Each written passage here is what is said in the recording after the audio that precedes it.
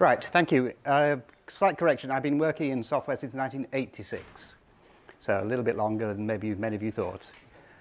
Anyway, and I started working with mobile phones around that time as well. So for the last 10, 15 years, I've been working a lot in mobile, a lot in looking at analytics and the power of analytics and how it can improve the work that we do. This led me to do a PhD, which I'm hopefully finishing this year, and through that collaboration with the university in Austria. There are 3 happy people here from Austria who came to help with the workshop yesterday. One of the key challenges I think we all have is understanding how well we do with our testing. So for any of you then, when you get to the end of the sprint, what do you think? Have I completed my test cases? Did they pass? How many bugs did I find? These are the sort of things that we're looking at. And my challenge for us is to say, are analytics useful at all for us in terms of the work that we do? How many of you know about the ISO standards like 9126? Anyone? Content or just the standard? You know that it exists? Yes. Oh, well done. Okay. Do you know that there are 3 different measures of quality? Internal, external, and quality in use. So if we look at software testing, we can do something similar. We can look at the internal metrics. How many tests do we have? Oh, I have 73 integration tests. I have 1,002 unit tests. Brilliant. Clearly, I'm a good tester. What about the ones we actually ran? Well, we had these 3 stories. They had 22 tests, but we were a bit late towards the end of the schedule. So we did 7 of them. Is that what we're measuring in terms of our testing? What about the results? I tested, it passed. Is that a good result? I tested, I found a bug. Is that a good result?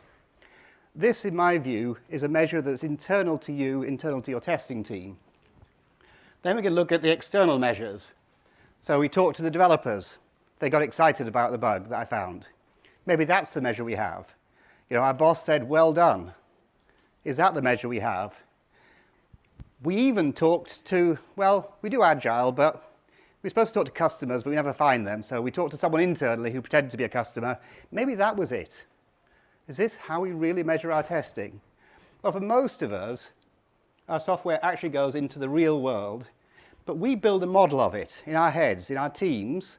We think about how it's going to be used. We're never quite sure how it actually gets used. This little picture down the bottom here is a Lego model, believe it or not, of a hurricane. Quite amazing you can do this with Lego. As you know, we can do just about anything with models. Some of them are physical, some of them are in our heads, some of them are in software. But nonetheless, we always build a model. Your phone is still in one piece. The real world, though, can give us feedback. How many of you use mobile phones? That one's broken now, never mind. And what do? You go to the App Store, you download some software, but before you download it, what do you look at? The ratings, the reviews. 4-star app, okay, I trust this one. 2-star conference app, maybe not. So you have to make your mind up based on that sort of feedback. So the feedback is really important for us. And the feedback typically needs to come from the real world, our end customers, either directly, they pick up the phone and call us, they file a bug in our system, or indirectly through ratings, reviews, or analytics. So why do we care then? How many of you work for a company? Does anyone not work for a company? So we all work for companies, and guess what? If they don't make money, who pays us? Maybe your company's got a bank loan. Maybe some brilliant investors give them tons of money. But for most of us, it's a real job funded by real money. So ultimately, whatever we do with software is there to serve that purpose. It may also be to serve a mission. So if you're trying to do the first space flight and software's in there, for instance. Hopefully, you're here today because you care about quality. The quality of your software, the quality of your work. At the end of tonight, you want to say, I did a good job. And similarly, each week, each month, each year that you're in your job. And perhaps we're hoping for something better to happen in future. So we can use analytics then in 3 different areas. We can look backwards. I did something last month. How did it go? If we did the testing, were there any bugs found after release? If there were, perhaps our testing wasn't perfect. Well, we know our testing wasn't perfect. Never mind. Now then, we've released a new app, and especially for these 3 at the front, They push an app up into the App Store. People start downloading it automatically. The first 10 users, the first 100 users, the first 1,000 users, 5,000 users, 10,000 users. And they start to see crashes appearing. What do we do now? At least we've seen the crashes, and then we make a decision. Do we suddenly wake them up, get them out of bed, and say, go and write some code, fix it, and put a new release out there? Do we stop the rollout? So we can start to make decisions at this point. It may be from a testing perspective, as we had a couple of nights ago with one of the volunteers from the conference. He started using the app and he crashed it. He did very well, by the way.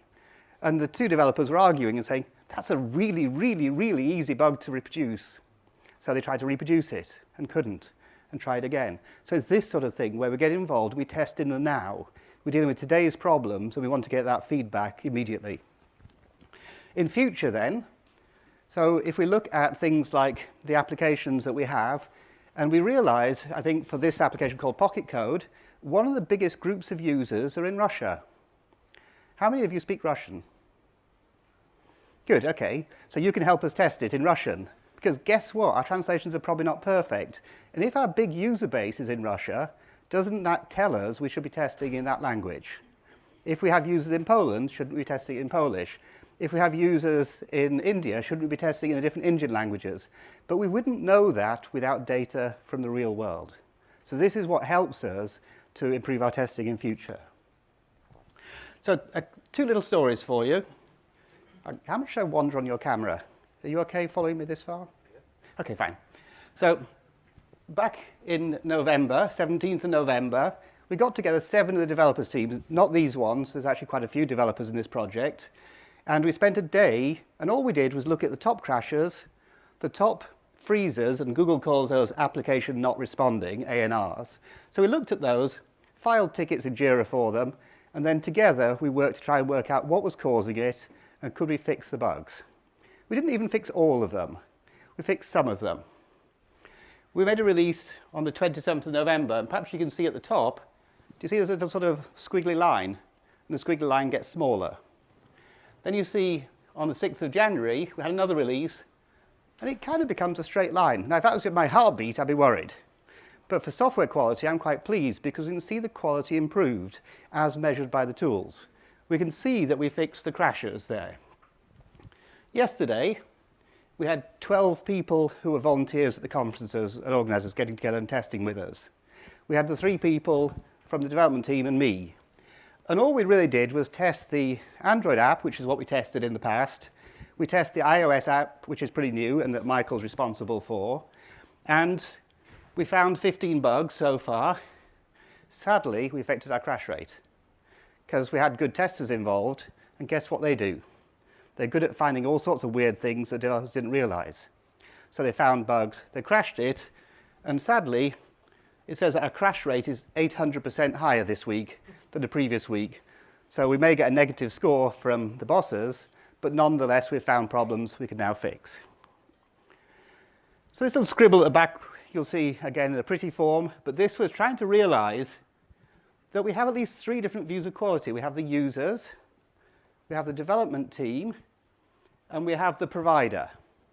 Now, I'm talking about mobile in particular, but anywhere that has an app store between us and our end users, so that's the MacBooks, that's Android, iOS, etc., then this stuff is important. The first thing to learn about is without usage, we have nothing. We're in a vacuum. We need some data to be able to work with it. So the first thing we get then is some sort of usage data. In this case, what I'm talking about is things like how many users do we have on, how many installs, how many crashes, what are the users doing. So this sort of stuff is what's going to help us start to understand what's going on. This feeds into, I'll call it an analytics engine. Google calls it Google Play Store, but Apple will have their own name for it, etc. And the developers get reports, and they can look at these pretty reports and say, what happened yesterday, what happened last month, what happened last year. And I'll show you examples of that. And as I mentioned, we all look at the ratings and reviews, so there's usage information that goes and feeds that. It'll say things like there's 100,000 downloads of this application.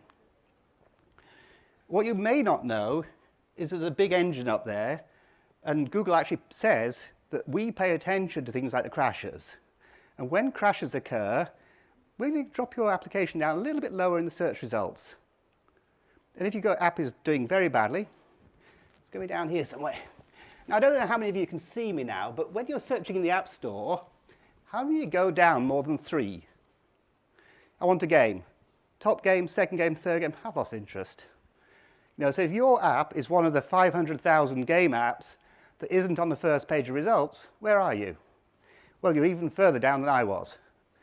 Now, we noticed with one of the apps I worked on that our score went down from 4.4 to 4.3. How much is that? This much? That makes sense? It's a 5-point scale, so we went down a 50th, 2%. We found it affected our revenues the same day, 8%. We dropped down the search results a few positions, and that meant we had 10% less installs. That was how quick it was to get the results.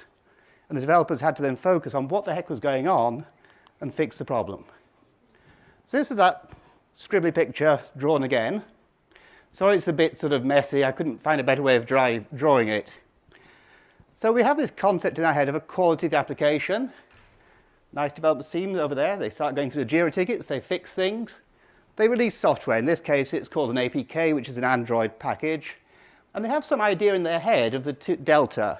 So I'm going from the current state of the application to a new state. Might have new functionality. Hopefully it has improvements to the app, etc. They upload it into the App Store, which is called Google Play in this case. That also has a store listing, which is the stuff that you read. I want to install TestFest and put it on my phone, or my Android phone. The user downloads it, they use it, and we get a bunch of data coming back. That goes into this analytics engine and gives some reports back to the developers. They then get a new delta. The delta is not necessarily what they thought was going to happen, but what actually happens. And we go around this big, big cycle time and time again. For most development teams, it's about once or twice a month. If you do it more often than that, users get fed up of you. So the recommendation is to do it about every month, typically, if you want to keep your users happy. So I'll talk a little bit about digital feedback. And here I'm talking about stuff that doesn't come from humans. It comes from the software collecting it automatically. Again, most of you, how many people have an Android phone? How many have iOS? How many have Windows and other weird things? OK, never mind. So your view, you're there. So you're looking at the App Store, and you see all these nice apps listed. You look on your phone, and you see a bunch of apps installed. If you've got lots of apps, you go through, swiping through a few pages of them, and eventually get to the end of your phone. So maybe you've got 50 apps, 100 apps, whatever it is. The developers get a slightly different view of it. They get the view of their apps from the App Store, and I'll show you examples of this. If they've added analytics to their application, such as Firebase or Google Analytics, they'll get data from that as well. How many of you have used something like Google Analytics? OK, relatively few. How many of you got apps on your phone? All of you? OK, so your phone is almost certainly every app there is using analytics. So on average, something like 80, 90% of the apps that you're using will be sending analytics data back to someone. And typically that someone is Google, and then through there it goes back to the development teams. And why do the developers pick the Google tools? Because they're free and popular, and they integrate well. So almost certainly what's running your phone is 30 different things, analyzing everything you're doing with that application. So the developers get their view of it. This is a typical sort of result, and this is like something called ANR's, application not responding, and Google will give you 90 days worth. So that's the longest they'll ever give you for a report. They give the developers some quite interesting statistics here. So what we've got here is it compares it against our category, and there's about 30 categories in Google Play Store. And it says, oh, goodness me, we're not doing very well. Oi, Android developers, we're not doing very well. Hurry up, fix it. So it's telling us that we're not doing very well. However, the confidence intervals, this sort of light blue sort of mountain picture, is saying that basically Google isn't that confident in the data. If they were confident, we'd have a very narrow set of boundaries. So it's quite wide boundaries. This is now looking at the crashes. Again, we're looking at 90 days. Doing a little bit better on crashes. This, by the way, is 3 times better than they were in November. So Well done. And hopefully after the workshop we've had, we'll be doing better again. So we've got confidence intervals coming through. We can now look at that for 30 days, and we start to see some patterns. Sorry, it's right at the bottom of the screen. It's very hard for me to fit this in. But you may just be able to see that version 69 of the application, which is the current one, our score is actually 0.85. So the developers have improved the crash rate by 50% from the last release. So we'll start to see that improving the statistics overall. How many of you have got old version software on your phone? A lot of you. So what typically happens is users can take up to a year to update their software on Android. That means that our graphs is based on data from 5 releases ago, 4, 3, 2, 1. So we can filter that in the reports and see how we're doing per report, per version of our software. So this just to make it a little bit bigger for you. And you'll see right on the right-hand side, there's some crashes in blue. Those are hyperlinks that take us just to those crashes in the reports. So we can start to look at them. And here we have an example of the crashes in the current release, which is known as 69. And it has this weird way of doing 2 numbers in Google. They simply list them in descending order of the number of times they happen. If we notice the top one, it has this dreaded thing called a null pointer exception. Most people who've worked with Java are familiar with this. It means something went wrong. We tried to access some object that didn't exist or whatever. It happened 46 times for one user. That's quite bad, didn't it? It probably means there's something pathological happening, maybe on their phone, their specific model, or in how they're using the software. Perhaps they're doing something different from everyone else, and they've tried it 46 times.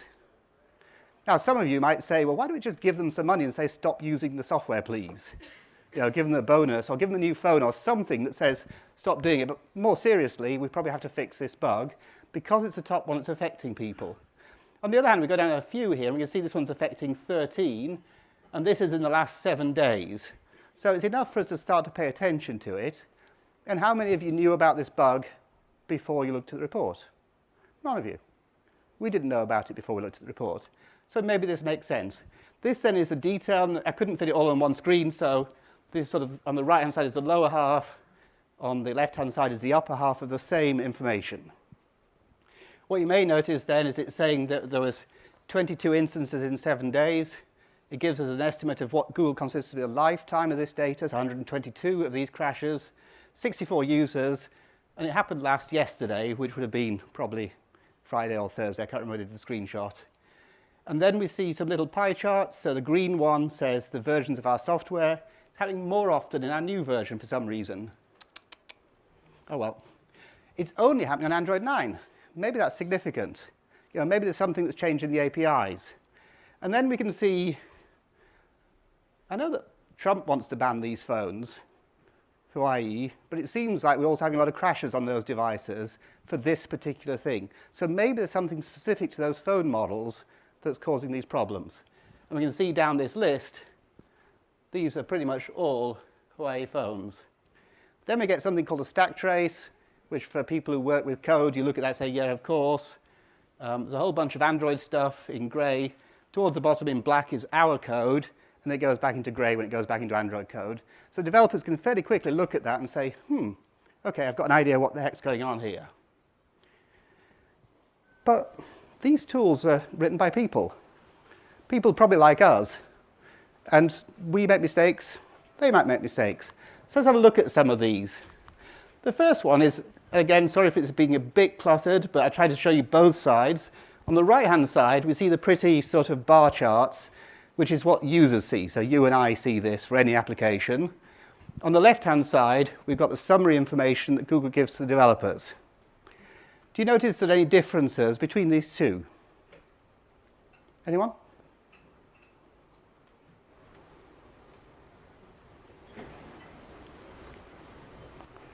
Let's go for the first thing. It seems like these numbers are rounded up. 3.8 instead of 3.79, 4 instead of 3.97. We can allow for that, because users don't probably want to see 15 decimal points. Perhaps the developers do. We can see the active installs.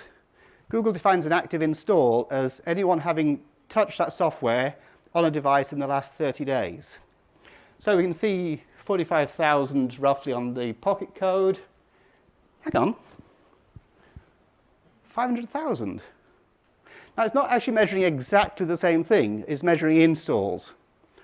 I'm assuming that most of you installed software and uninstalled it. And you've uninstalled it. Why? Why have you uninstalled software?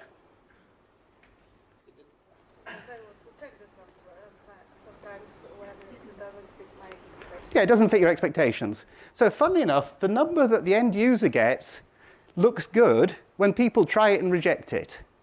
Try it, reject, try it, reject. So 500,000 people have tried this software, and 450,000 of them have stopped using it. So maybe it doesn't look as good now in terms of statistics. And similarly for this one, we can see again we've got a Pocket Paint is the other application they have. So we can see a higher active user base, but still it's aggregated at 500,000 plus.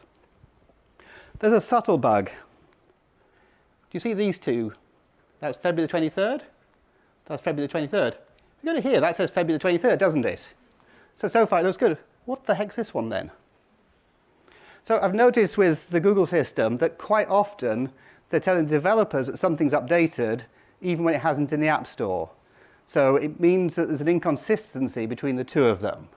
So it might be relevant. I've given you a little sort of statement from Google which says your app's rating is now weighted towards your most recent ratings instead of a lifetime average. So Google used to do a lifetime average. So if your app, as some of ours are, 5, 10 years old, that means that someone gave you a 5-star 10 years ago, that counted equally to a 5-star yesterday. So now they've changed the algorithm. It's similar to iOS. And it says that it better reflects your current app state. However, if we look statistically, how many reviews have we had?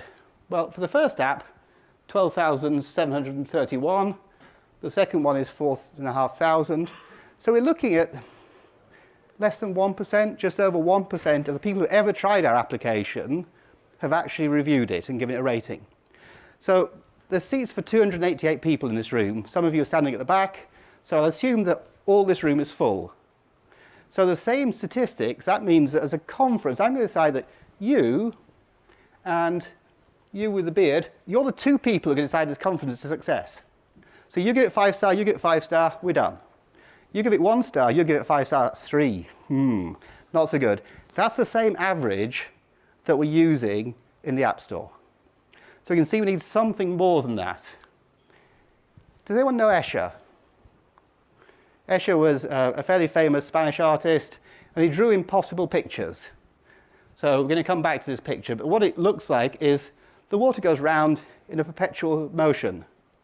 Make sense? So as I say, we'll come back to that. This is the same application. We're looking at 30 days. On the left, what are we looking at? Anyone? You're too quiet. Installs. We're looking at installs here, what they call acquired ones. What are we looking here? Users that are uninstalled. Which one's bigger? So the uninstalls seem to be winning. By how much? Well, 13,000. That's pretty bad. Oi, developers. We've lost about a third of our users in 30 days. What the heck? Well, let's not just look at 30 days. Let's look at 3 months. Ooh, what the heck? Someone's stolen my users. I have no idea where they've gone. They're probably in lockdown somewhere in northern Italy. Not allowed to use the internet anymore. Oh my goodness me, over the lifetime. We've lost more people than we've ever had. What? Somewhere in the world, there's a small city of people who are sitting on negative installs. I don't know. So this is a 7-day number. I thought you'd like this. So this, to me, doesn't make sense. How can we have positive users when we have negative installs? So something's not quite right, is it? So let's move on, though. Let's look at groupings. Now, this one's a little bit more subtle, and this is to do with things like our priorities. So this is the report, as I showed you a little bit earlier on. It's for actually a different application called Kiwix, a Wikipedia one. And we can see the numbers go down in descending order again. So you can see that this thing called, and let me, oh yeah, that's better. I can see that one now. So we can see find all, 147. We can see some sort of unsatisfied link error. Does that look like that one? Well, it actually is the same one. And I found that Google sometimes has them spread across 14 different groups. So when you're doing prioritization, saying which is the top crash, in this case, it happens to be the same one. But in other cases, you find by going through the data that the top crash actually isn't the top one in the results. Now, most of us, when we're dealing with a sprint, have about this much space to fix things. Is that fair? You're doing features, stories, push, push, push. Oh, bug fix. Next sprint. No, we've got 15 minutes left. OK, let's fix the top crash. Well, we might be fixing the wrong crash. So maybe this stuff's relevant. All right, next one. What I'm doing now is I'm showing you two different tools. The top one you've just seen, which Google collects across all the devices from to the developers. So for us, we can see that the crash rate for 3 months, which is as long as we can get the data for, up here we can see crash rate is 1.41%. Before was worse, because thankfully we've done some good work improving our software. Google said that what they call the bad behavior threshold, which is across every app in the App Store, is 1.09%, very precise number. And we can see a sort of squiggly line. And that squiggly line is the crash rate for 3 months. This tool is called Fabric. Who owns it? Oh, Google does. Same company that wrote the top one. But let's have a look at the, hang on. This is the same line that that one is. Does that look the same to you? Have I got it the wrong way up? I've got the wrong dimensions on the graph? Nope. Oh, hang on, let's look at the numbers. 1.41. Hang on, I'm not very good at maths, but if I subtract that from 100, do I get 1.41? Nope, nothing close. So what we actually find is the numbers we get are way, way out, sometimes 10 to 1 difference. OK, so we can accept they've got slightly different ways of collecting the data. This one's collected from within the application. The developers over there put a library into the software to collect the crashes. And maybe it's getting more of them because the top one only comes from people who've opted in to providing crash data to Google. How many of you got Android phones? Put your hands up. Up all the way for me. How many of you know whether you're sending usage data to Google? What about the rest of you? Oh, so who knows what your phone's doing? You know, perhaps it's sending, hello, Google, hello, I'm happy. Oh, I'm sad, I'm crashed, whatever. Perhaps it's not. So if you're not paying attention to this, then who's worrying about your privacy? Now, I'm all for us sharing the data because it helps us to fix our apps, but it's worth checking what your phones are actually set to. Anyway, so let me go back to this one before I move on. So do you remember I said the top one is from the App Store? Do you remember I showed you a nice little model of how Google affects the rankings? So sadly, when they're scoring our application, this is the Pocket Code application, the worst crash rate is the one that affects our rankings. So if they've got a bug in that algorithm, it's pretty sad, isn't it? We'd like them to use the nice happy number, the 0.something% number. But we have no control over this, and the algorithms are not published, to say the least. So we can't actually check the results of this. How many of you test? What the heck are the rest of you doing here? Test, fest. I always thought the clue was in the name of the conference. Anyway, I think there is free food for the rest of you. So just stay around and some free beer later on. More seriously then, this is in the documentation for the library. And this gives me hope. Because what do they say? Here's how to create a test crash. Now, I promised you that for the developers who are sitting there, it was a bit of a revelation when they saw the first crash come in, because at least you know something's working. If you're going to rely on a tool to tell you there are crashes in your app, wouldn't you like it to tell you there are crashes? So this tool, which is the Fabric one, essentially says, try me. The other one says, don't try me. It's actually against the terms and policies to have crashes in your application in the App Store. So your app can be removed. There's a website called AppBrain. It's created by 2 ex-Google engineers. And one of the things they're monitoring is the total number of apps in the App Store, so the 2.9 million of them. They're monitoring all the libraries in there, and you can get the reports from their site for free. But they also notice there's 17% of apps are now flagged as poor quality apps. And those are the ones that are slowly being weeded out of the App Store. So we can expect to see more and more apps disappearing because now there are too many apps in the App Store, so they'll start purging them. Now, if they're getting rid of the really crap apps, yay.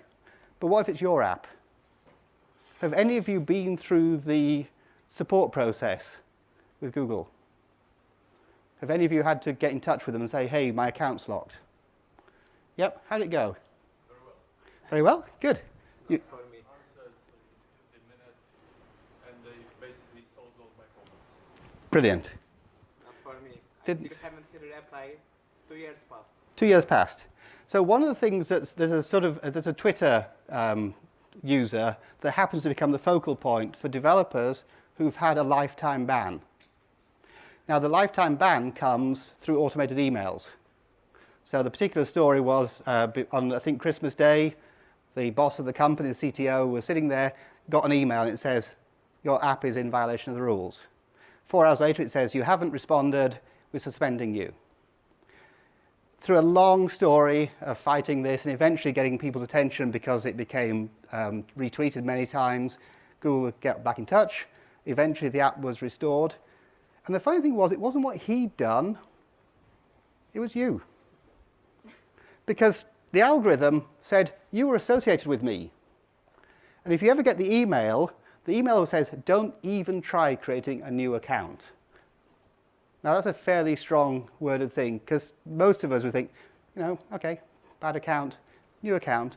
But because there's so much data around about what we do, because we're tracked by all sorts of tools that marry us based on our IP address right now. So guess who knows I'm in Poland? Well, all sorts of systems are in Poland. Maps programs do, because that's how I get to the pub tonight. So you put the data together and you start to get a big picture of people. So the data is really powerful and something we need to pay attention to. So let me move on then to giving you time to ask questions of me. Thank you.